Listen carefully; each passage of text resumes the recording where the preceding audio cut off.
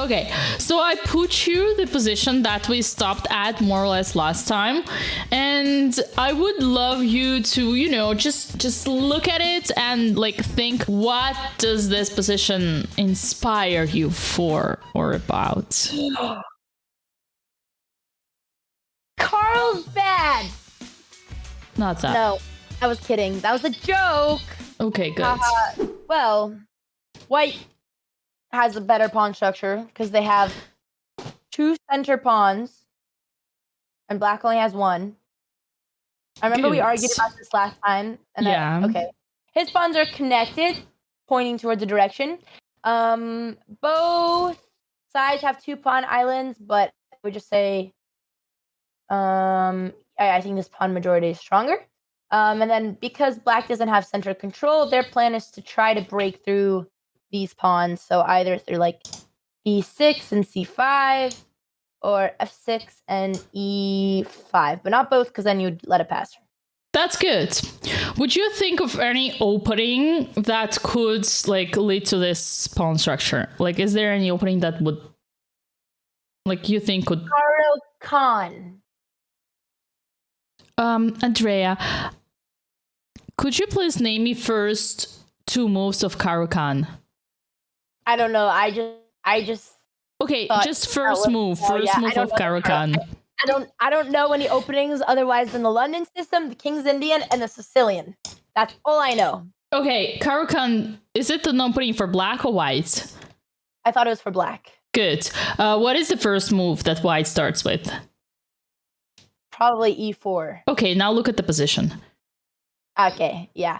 Well, I got that answer from chat, so I actually didn't know if Caro Kann's d4, e4. So. Well, your chat does not deserve any compliment from me. Actually, your chat, I'm mad at you. Okay. Okay, I don't know. I don't know openings, but this is why you're here to teach me. But when you ask me any opening and it's not a Sicilian or London or a kid, I'm not gonna know. Like, this is what we're gonna do. We're gonna do the boot camp. When I come to your place, we're gonna do the chess IRL boot camp, regardless of your tournament. We actually should. I would love that. Okay, you know what? After today's stream, Dina, I'm sending you a message and we're booking a plane ticket, okay? Yes. Pinky promise. Look into the camera and give me your pinky. Why are my hands so orange? Because you've been lacking some vitamin C. Pinky. My thumb is so orange. Okay, good. And I do this. Give me your pinky like this. Wait, okay, it doesn't. Yeah, good. And then kiss it. Mwah. Mwah. And now, if you break it, you don't want to know what's going to happen, but I'm going to call you after and we're booking a date and I want a chess camp, okay? Yes. I'm serious. Chat, mark my words. I want you to keep both of us accountable. No, I haven't self-tanned. It's just my makeup. It's got orange fingers. Can't have Cheetos because I'm lactose intolerant. Okay, continue. Where were we? Okay, Caro Kann starts e4, so it's not a Caro Kann. Okay. So, do you know? Okay, you don't know, right? You don't know, so I don't have to ask you again. I don't know. I should just tell you. It's like this setup is super common out of many openings that start with 1d4. For example, Queen's Gambit. But is this? I don't know if it's Queen's Gambit declined or accepted. I guess declined. The declined Queen's Gambit is when you refuse to take the pawn, which is the pawn that is being like offered as a sacrifice. The D pawn. Wait. I mean the C pawn. Exactly. Sorry, so I'm dyslexic. Can see, like, actually, like, this is what my coach always does to me. Like, I also have a very poor general knowledge of chess when it comes to my rating level. Yes. So he always tells me, you do not have to know. Just try to to find the answer by using your common sense, your IQ. Okay. And you have a very high IQ, right, Andrea? I do. They don't know it, but I do. On the surface, it doesn't look like it when we're studying chess, but deep down in there, I know it's there. Good. So, your IQ tells you that Queen's Gambit declined is when D pawn did not take the C pawn, right? Mm-hmm. Okay, I'm gonna paint that. So D pawn did not take the C pawn, but here it's the opposite. There is no D pawn, there is no C pawn. Yes. So it's Queen's Gambit. Accepted! Exactly. Don't clap for that. That's pathetic. Okay, continue. I agree. And that's why I stopped. Okay, good. So this is like Queen's Gambit accepted. Yes. Typical pawn structure. Although the plans would be the most common for Queen's Gambit accepted to push the C pawn, as you said. But okay, like many different openings starting with 1d4 could occur from this position. So it's good that you know it. And the plans you said, like c5, in some cases e5 pushes. And for white, what would be your plan for white if blacks just stays on their own place, don't do anything? b4. Okay, this is a good one. This is a good one. You prevent c5. I like that. Correct. Well, another thing which is like the most simple, just one move. Like the most important thing you do in chess is you fight for the center. e4. Yeah, that's it. And then you keep strong. And when you push e4, and if they push c5, you will be able to create your passer d5. Well, yeah, okay. I would argue that this didn't come to my mind because this isn't really a plan because your opponent's not forced to push c5. So let's say you push b4, you push e4, got all your opponents to the 4th rank, but that's like 2 moves, not a full plan.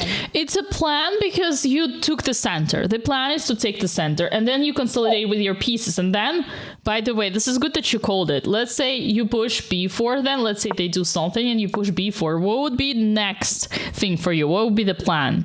And you A4, kind of... b5? Yes, and when they take... Well, now we're going to have a passer here. Exactly. And if they do not take, then what would you do? Bing, bing, bing, bing, bing. I am not sure. I mean, trading is not going to do anything, but you can't really break through in any other way. Are you sure trading doesn't do anything? I mean, you make isolated. Who are you typing to? You making it isolated, that's correct. But it's not isolated. Actually, it is. It's actually a weakness. So it will make a weakness. That's correct. But that, okay, and then what? And then you attack it with your rooks. And then you eat it. Okay, this is hard. You're asking me what we would do if we had pieces. I thought you want me to answer the board that's in front of me. You're like, oh, yeah, you've got a king and rooks on the board. How am I supposed to read your mind and know that you imagine that there's rooks and kings on the board? Like, yes, if I had rooks on the board, then I would say attack the weakness, but I don't have any rooks because there's no rooks on the board. I'm so sorry, Andrea, but this is the hardest thing you're going to learn out of these exercises, is that everything that we study, in your brain, you have to imagine you just finished the opening or you're about to finish the opening. Okay, no, that's fine. You need to find the plans. Like, if you told me, like, imagine this, that you had other pieces, I would. But you give me a position with pawns, and so I'm just going to read it as a position with pawns. So you seriously think that we study the positions that would never exist and never, like... Hey, you saw my lesson with Hammer, right? Remember when me and Hammer spent 1 hour on a position that I will probably never get, but you should memorize it just because you should memorize it. That's what Grandmasters do. So yes, absolutely, I would think that. Well, actually, position that you study with Hammer, the Philidor, those who do not know, it's way more likely to happen than the position without any kings on the boards. It was a deep down after the Phil. It was a rabbit hole from the, but it's okay. Okay, I got it. I got rooks and a king. Nice. Okay, so like I removed the pieces just because your ADHD mind does not get distracted by some pieces, because pieces can be placed differently. It won't change your plans because the plans you do with pawns, pawn structures, you can have bunch of different pieces setups, but according to the pawn structure, you will always have same or kind of the same plans. Yes. Good. Understood. Okay. Yes. You remove the pieces for my ADHD, not like having to imagine more pieces makes the ADHD worse, but that's okay. That's for another day. Okay. Have you ever seen something like this before? Okay. Yes, for the black pieces that King's Indian setup where you traded your C pawn. What? For the black pieces. It is. Don't give me that look. I've had enough gaslighting with you. King's Indian. Well, I call it King's Indian. We have G6 and D6. Okay. I cannot say it's wrong, but it's way... Oh, it's a hyper dragon. Oh, yeah, that's much easier. It's yeah, just dragon. Both answers are correct, because it could be a kid. No, actually, you're not wrong. You're not wrong, I but... I started with D6, G6, push C5, and then taken later. But yes, it's faster if you start with C5. But okay. Yes, you like actually what you say is possible, but like when you show it to experienced chess player, to an expert level chess player, they will always say it's dragon. They will never think of King's Indian. I like to think outside of the box. Good. That's what makes you so smart, right? Yes. Okay, good. What are the plans here? For the black pieces? For both, sweetheart. Okay. Well, it's just funny because I used to play the Hype Accelerated Dragon, and the reason I stopped playing is because it took all of my enjoyment for chess out of my soul, because it's really difficult to make a plan with the black pieces. Like, my coach would be like, push this A5 pawn, try to get it to A4, and then hey, you put your queen here, you put your queen over here, you try to attack, but like, there was never any good plans with the black pieces, so I'm actually very curious what you're going to tell me today. I think those are pretty wrong plans that you were told about, or like you learned, like you picked up only like wrong plans. Like in the Sicilian, mostly there are two most common plans for black, and they are not what you just said. Oh, well, are you talking about plans with pieces or plans with pawns? Plans with pawns. We study pawn structure. Oh. Well, I don't know. I'm very curious in what your plan is. It's literally in any Sicilian. 65? Say again? E65? I mean, E6, it depends. Like, usually you don't want to play E6 when your bishop is already on G7, unless, like, it works. But D5, indeed, like, the main plan. Got it. So D5 is the plan for black. Yes, but this is one. And then you either try to make work D5 or another one, which is also a pawn push. E5? No. The bishop on G7. Yeah, well, I was like, the only other pawn would be F5. That looks horrific. Would be H5, but I don't know. Okay, I will help you. Try to, like, let's put it on pause and try to think about what is the white plan here. Like, what are the common plans for white here? F4. Okay. F4, what would you do next? Well, you're trying to push F5, so I don't know why F5 just for black looks really gross. Wait, for black? Yeah, but I'm guessing that's the move, but I don't like it because, like, your king's here. Why would you open this diagonal? Okay, wait. Let's first think about white. We will come back to black. Okay. Well, I said white's plan is to push F4. Yeah, we'll try to push F5. Okay, so F5 for white. Okay, that exists. The biggest downside, if that's a word, of that plan is that you weaken one super important square on the board for your opponent's piece. Like, what is the biggest downside of F5? Someone opens your king. No. You weaken the square that your opponent can take, and that's a key square of the position for a piece. Like E4? Can your opponent come to G4? And what happens after H3? But if you push this pawn, you want to put a knight here, but it could get died from H3. Okay, just E3, sure. No. E3. F4 is good. So no problem. Yeah. But what changes when the pawn goes to F5? Like F4 is always good. You lose control over E5. Exactly. So on E5, usually there is a knight that comes either from D7 or C6 in any Sicilian. So that's why you gotta be really careful with F5. Usually you push F5 when you really threat either take or F6. Otherwise it's bad because you would give them a super strong outpost in the center. Yes. Okay, but let's say you pushed F4. and you don't want to push the F pawn, what would be your push next? Like, where would you play, and how would you improve your position for white? Well, I mean, your king is here, so you're not going to want to push much else. I don't think those are possible, but like it actually requires some serious G4 is possible. It's a super aggressive plan to attack. Yeah. Okay, I accept this as an answer. It's good, but let's also possible, yes, but you need to be careful because that's what I wanted to. Let's say they do something, I don't know what. Let's say, no, this is actually bad, but I'll do some bad move just to make move, and then you push c4. Now, let's think about our very first question. So I asked you, like, what were the typical plans for black? 2 plans. One you found, it was d5. Like here would be e6, d5, right? But still e6 you need to be careful because e6 weakens d6. When your bishop is on g7, it's kind of dubious. Like, try to think, now it's gonna be easier for you. What would be the other plan for black? Really, like, the most common plan is Sicilian. No, not that. The most common plan for Sicilian, well, I mean, I've literally given you every pawn. I've said f5, I've said e5. So like there's not much else than the side pawns, and she doesn't like these guys, which you don't know why. Well, wait, you didn't say that, or I didn't hear. The a6, b5? Yeah, that's correct. Oh, okay.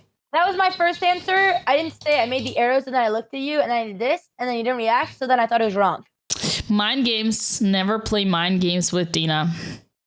Okay, well that was my first answer, so... Good. So it is b5. So in any Sicilian, it doesn't matter what kind of Sicilian it is, plans for black are usually 2. Either you push d5 or you push b5. And even when the pawn is on c2, b5 is even stronger because you take the key square. And the key square in any Sicilian for black is, I'm not going to torture you, it's a c4 square. So when you push b5, you take the control of c square, where you go, then you can go knight a5, knight c4, or knight e5 and knight c4. And let's say if white... Yeah. I used to play the dragon, and like I'd always do that plan, but I never really understood why. But yeah, when you break it down, that this is kind of the only place your pawns can defend and target, that makes sense. Good. And another thing which is pretty important to note is that if you push b, like, let's say if they try to play, okay, let's do f4. Wait, I did something wrong. Yeah, f4. No, wait, did I? Hold on a sec. Oh, it's I haven't played it in like months. Imagine black plays b5. And white, like, and they want to come knight a5, knight c4, and you try to stop them with b3. Yeah. This is weakening because now you have a clear plan. You just attack the weakness of white, which is the dark squares. Whoa. I mean, your bishop's here. Weakness is usually no, Andrea. Weakness. I mean, this is rare. Weakness usually is a pawn. Okay, so the c-pawn? Yeah, because it is, and you learned it, and now... semi-open file. And the pawn is... backwards. Oh, thank God. Almost had a heart attack. It's gonna trigger my heartburn again. Good. See?